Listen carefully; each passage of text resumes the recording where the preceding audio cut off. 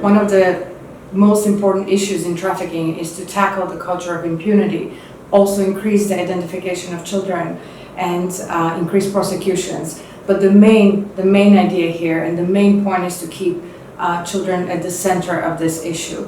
And the best interests of the child should guide everything we do. And this is why the Child Advocacy Center model is central to our programs for next year.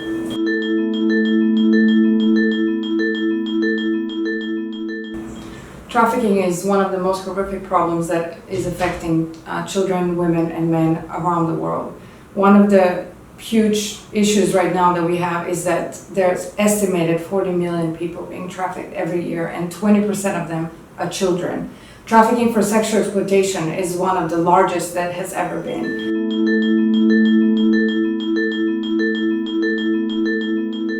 The model is designed to support children going through the justice system, and it has been proven to actually increase the identification of children, increase the prosecution of offenders, and support children going through the justice system.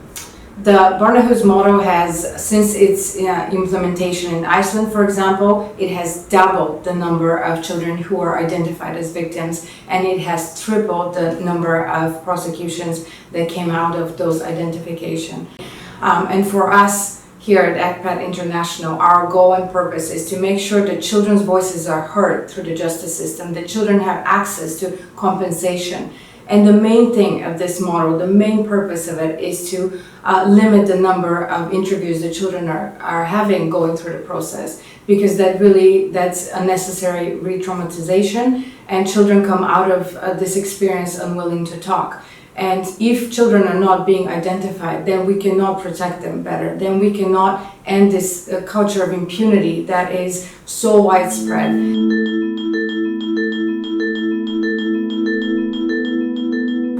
When a child is rescued or when the child reports abuse or exploitation or trafficking, children are brought into the center. What happens there is that the child is interviewed by somebody who has been trained as a forensic interview specialist. So the child only has one interview. And in the other room, you have a multidisciplinary team who is watching the interview. So the prosecutor, the law enforcement officers, anyone who needs the medical examiner, they need to be in the other room watching the interview. So that way the child is not being re-traumatized by several people asking questions about this horrific experience.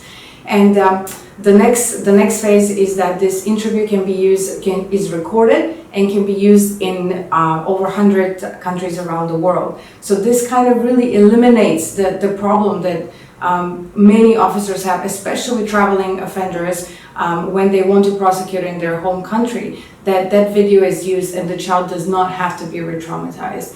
The few steps after are that the child is then has access to multiple services that are in the center. So they can have medical services, they are explained their options in terms of access to justice and compensation, and then the child gets long-term support.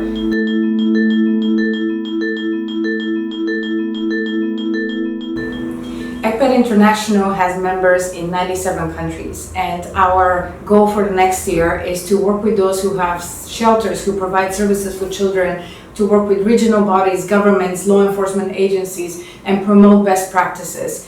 And this model, the Child Advocacy Center model, is something that we're hoping that we can work with our members and promote and resource them to utilize this model to increase identification and also end the culture of impunity. So it's our biggest hope that our members and the regional mechanisms that we work with will be willing to implement that with our support and create this collaboration where children are safe at the end, where children are central to everything we do.